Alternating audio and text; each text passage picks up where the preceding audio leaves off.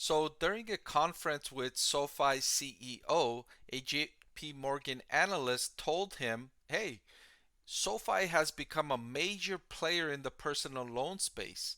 What can you tell us about your loss rates, your approval rates, what you're thinking about that industry, and why or how you've been able to capture so much more of that industry, get so much more market share? And the JP Morgan analyst is not wrong in saying that SoFi has become a major player in the personal loan industry. If you look at SoFi's quarterly results, and I have data here going back all the way to the first quarter of 2021. If you look at the loan originations over here, I'm going to bring your attention. Personal loans was uh, 805 million of the 2.5 billion in total originations in the first quarter of 2021.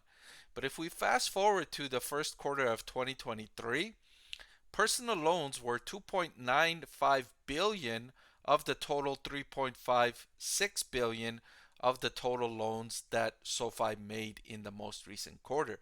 So personal loans used to be less than 1/3 of its overall business.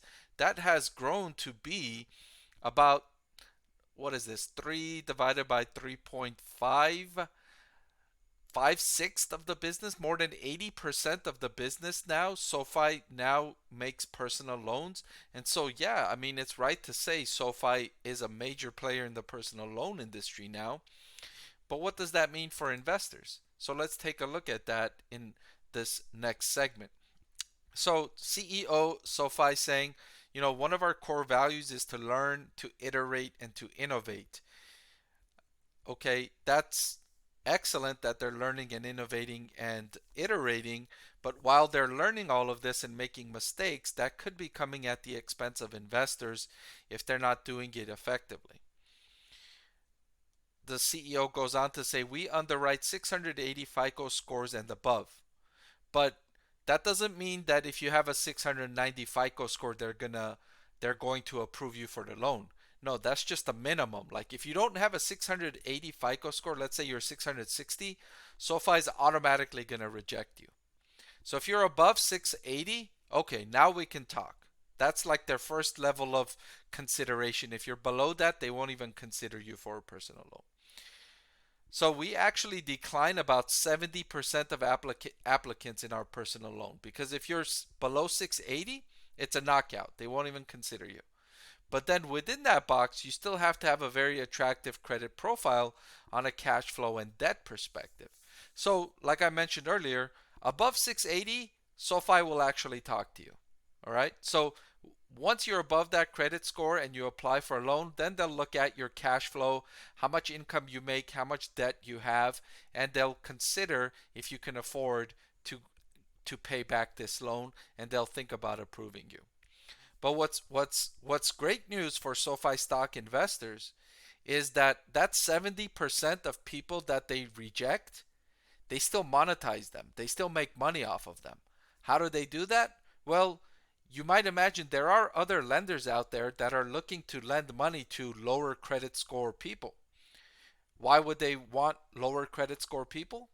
Well, because you can charge them a much higher interest rate.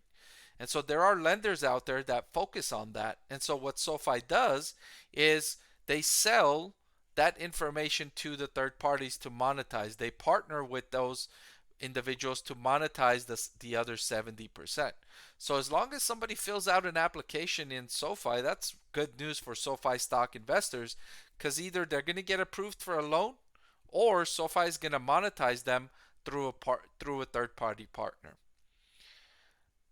Another good news for SoFi stock investors is that SoFi's been able to pass on the higher cost of interest rates. So interest rates have increased in the economy. SoFi's been able to charge the borrowers higher interest rates. But still, they've actually tightened credit. So they look at macroeconomic indicators as early warning signs, and what they're seeing is a lot more warning signs now, right? We're all aware that the chances of a recession are rising. And so SoFi has seen that data and they've tightened credit standards. They're not making loans to as many individuals they were 2 quarters ago or 3 quarters ago. And the CEO is saying we're still tightening it now. So it's not like they tighten and they, expanding now, but they've tightened and they continue tightening those credit standards, which is good news for investors. However, what is a bit of a higher risk is all of those people that they made loans to last quarter, the quarter before, the quarter before that. All of those individuals that they made loans to, the risk of them defaulting is higher now because the economy is more likely to enter into a recession.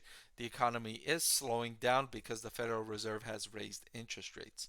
Although SoFi has done an excellent job of attracting only the highest score borrowers.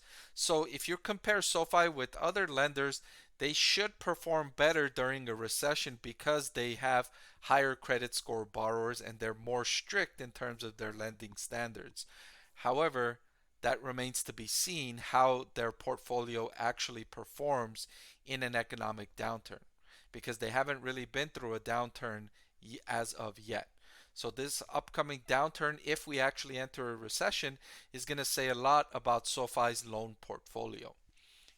My expectation is that SoFi's loan portfolio will perform better than competitors because of their tight lending standards. But at this point, I'm just, making an educated guess on that metric, right? I don't know for sure because SoFi has not gone through that cycle. But if I had to guess, that would be my guess that its loan portfolio will perform better than competitors because of the tighter lending standards. All right, so that's all I've got for this video. Thank you so much for watching. I want to thank the Motley Fool for sponsoring this video. Visit fool.com/Parkev for the 10 best stocks to buy now.